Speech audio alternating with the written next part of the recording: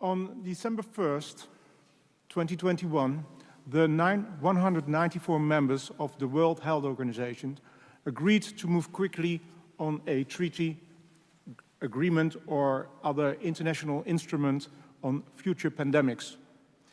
The power of the WHO, and in particular the power of the Director General, to monitor, to coordinate, and to direct would be significantly expanded.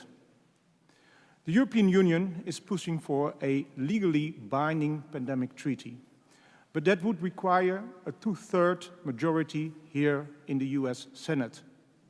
Negotiations are ongoing. I have the draft right here, but it's probably, but it's unlikely that it would pass worldwide. Simultaneously, however, negotiations are ongoing on more than 300 amendments to the International Health Regulation. They were originally submitted by the Biden administration, and they will be subject to a vote by the General Assembly of the WHO at the end of May. These amendments would not have to be ratified by any national parliament, thus enabling the WHO to circumvent national democracy. Thereby, they form the true imminent danger to freedom worldwide. Tucker Carlson made an informative segment in a show on Fox in 2022, warning the public against this global pandemic treaty. It makes total sense because this is catchier than amendments to the International Health Regulation. However, as we can see from the original amendments, if adopted, they would already give the WHO a leading, convening and coordinating role in the operational aspects of an emergency response to a pandemic.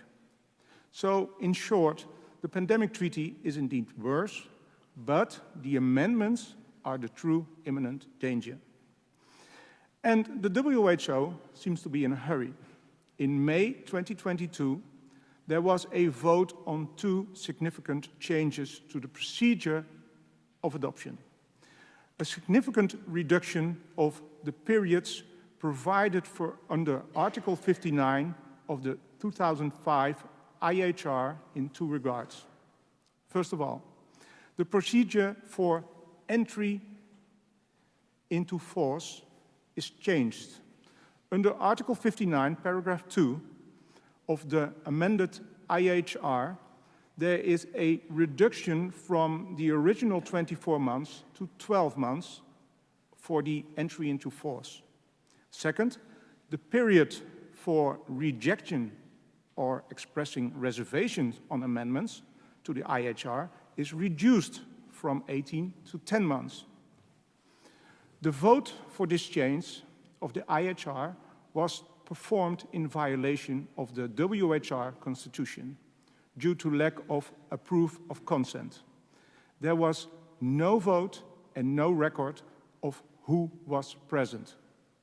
With other words, basic procedural rules for the correct formation of a vote have been violated. The democratic process has been sabotaged.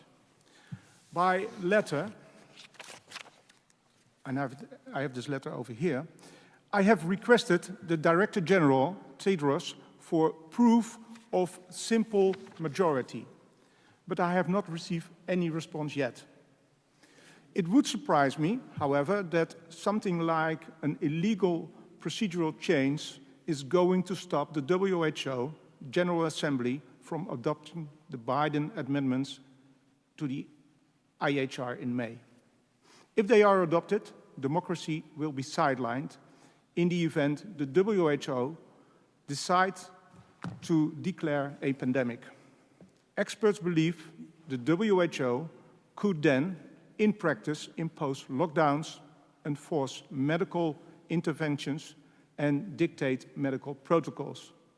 Such a one-size-fits-all response to a pandemic crisis is foolish in geographical zones characterized by vastly different parameters. And it is, of course, totally undemocratic. Instead of a central bureaucratic process, we need local democratic decision-making. The WHO cannot be trusted at all.